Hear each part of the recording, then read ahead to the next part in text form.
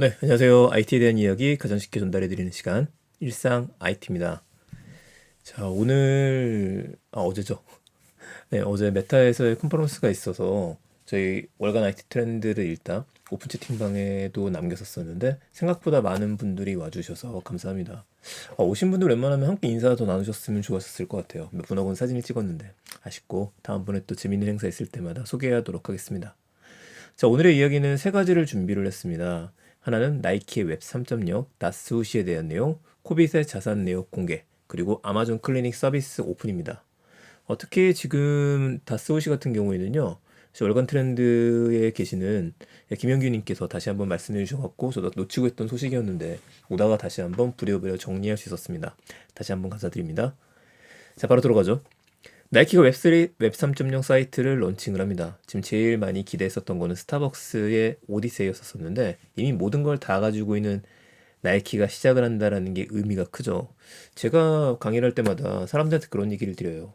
나이키는 다 가지고 있다. 메타버스 서비스도 하고 있고 NFT도 가지고 있다. 대형 커뮤니티도 갖고 있기 때문에 이제 드라이브만 걸면 된다.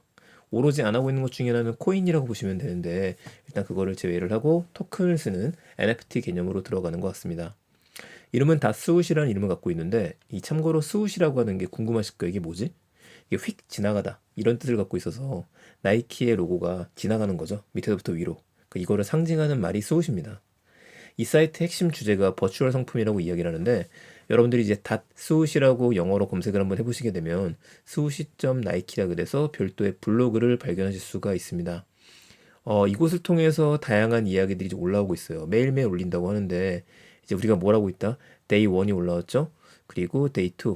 지금 어떤 일들이 벌어지고 있는지 두 가지가 올라오고 있습니다. 내일 또 더 많은 소식이 올라올 것 같아서 꼭 한번 팔로잉 한번 해보시면 좋을 것 같고요.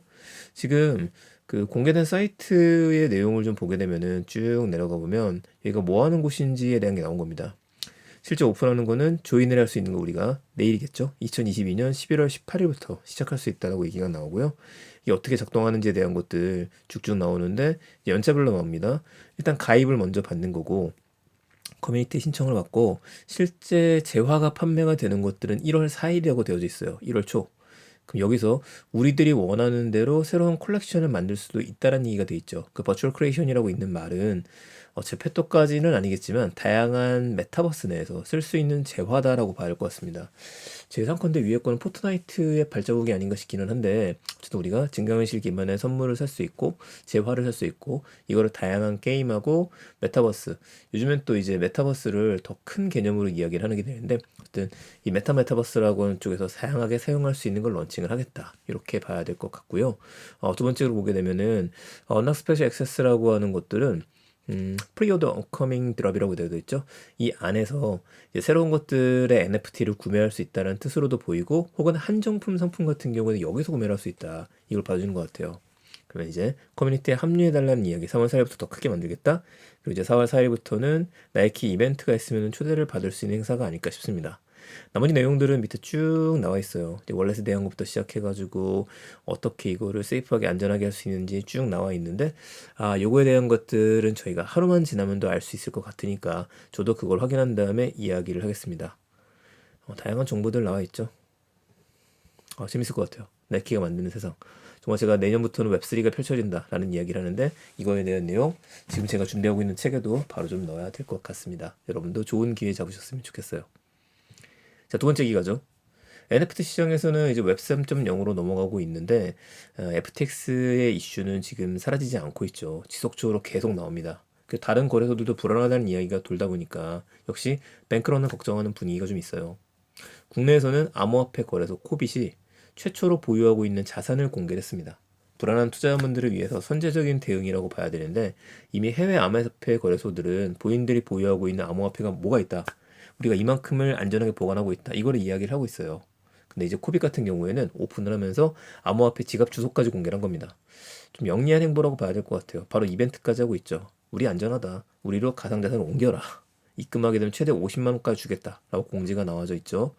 제가 뭐 코빅 광고 받고 하는 건 아닙니다. 쭉 보게 되면은 서비스 오픈이 11월 16일인 수요일 어제부터 진행이 됐어요. 제가 거래소 보유자산 공개하기를 눌러봤는데 이걸 눌러서 들어가시는 거는 코빗에 회원가입을 안 하신 분들도 볼 수 있습니다. 자, 지금 제가 보여드리게 되면은 별도로 분리해서 신한은행 계좌에 안전하게 보관하고 있다. 그러니까 원화 예치금이죠. 저도 이제 예치금을 제가 넣어놓은 곳들이 있어요. 이거를 코빗이 갖고 있는 게 아니라 분리해서 갖고 있는 겁니다. 대부분의 금융기관이 이렇게 되어져 있는데 암호화폐 거래소는 그렇지 않은 경우들도 있거든요. 이번에 FTX가 터졌던 이유도 그거잖아요. 고객의 예치금까지 손을 댄 게 아니냐. 자, 보면 가상자산의 보유 비율은요. 00시 기준으로 해서 비트코인은 100%, 100.51% 갖고 있고 이더리움도 갖고 있고 리플 1인치 요거의 비중들을 우리가 요 정도까지 보유를 하고 있습니다. 라고 보여주는 겁니다. 이 중에 이제 비트코인 BTC 자세히 보기 버튼을 누르게 되면은 총 보유 수량이 나오고 총 예치 수량이 나와요. 그 나머지들은 지금 여기서 보유하고 있는 전체 지갑 주소들을 다 넣어놓은 것 같아요. 많이 넣어놨네. 여기 봐보시고요. 진리가까지.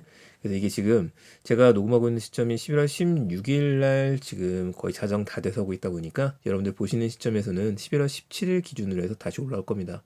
이걸 뭐 세세하게 보시는 분들이야 없겠지만은 그럼에도 불구하고 믿을 수 있네. 이 이미지를 심어주는 것 같아요. 이번 FTX 사례는 이슈가 크고 사그라들 땐 시간도 좀 걸릴 것 같아요.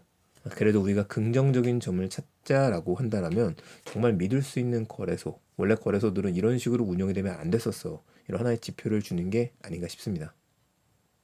자, 세 번째 이야기는 좀 결을 다른 이야기 드릴게요. 그 아마존 클리닉 서비스가 오픈이 됐습니다. 아마존의 헬스케어 플랫폼이라고 이야기를 하는데 불과 우리 몇 달 전에 이야기 전했을 때는요. 아마존에서 헬스케어 서비스를 접는다는 이야기 들었었어요. 기억나시죠? 근데 헬스케어 서비스를 다시 시작을 하는 걸로 봐야겠습니다. 그러면서 조금 더 세세하게 진단해주는 내용들이 나왔어요. 이제 원격 의료를 받으시는 거거든요. 그럼 이제 여기 보시면은 이제 여드름이라든지 아니면 이제 탈모에 대한 것들이 좀 강조가 되는데 이런 거라든지 뭐 습진에 대한 것부터 시작해갖고 뭔가 문제점들이 생긴 항목들에 대해서 이제 원격 의료를 받을 수 있고요. 자, 아마존은 뭔가를 팔아야 되잖아요. 그래서 원격 의료 진단을 받을 뿐만 아니라 진단받은 내용에 대해서 결제까지 할 수 있게 됩니다. 약에 대한 결제겠죠. 그럼 이게 선호가 좀 바뀌긴 하는데 진단이 우선은 아닌 것 같고요. 약 판매가 먼저 있을 것 같아요. 그러니까 쉽게 약을 우리 펑시 프로그램 통해서 보내줄 수 있는 것들 이거에 대한 것들을 진단해 주는 걸 먼저 넣은 게 아닐까 이 생각 한번 해보게 됩니다. 뭐 국내에서야 아마존의 클리닉 서비스를 접하는 건 불가능할 거예요. 우리나라 시장에 진출할 리가 없으니까 허용하지도 않을 거고요. 근데 이제 이런 서비스가 나오는 걸 보게 되면은 아마존이 과연 북미 시장에서 얼마나 많은 포지션을 갖고 갈 수 있을 것이냐. 이게 앞으로의 원격 헬스케어 사업에 대한 답을 어느 정도 주지 않을까 싶습니다. 국내에서는 이거에 발맞춰서 아마존에는 또 이제 확장한 서비스 중에 하나가 우리나라 네이버가 있죠. 네이버 쪽에는 어떻게 서비스를 확정하려고 하는지 지켜봐야겠습니다. 자, 오늘 세 가지 소식이었습니다. 좀 간단한 이야기, 조용한 목소리로 전해드렸습니다. 아마존 클리닉 서비스 오픈, 코빗 자산 내역 공개에 대한 이야기, 나이키 웹 3.0 다스우시 세 가지 소식 기억해 주시고요. 저는 그럼 내일 또 더 재밌는 이야기들, 더 도움이 될 수 있는 이야기들 찾아서 전하겠습니다.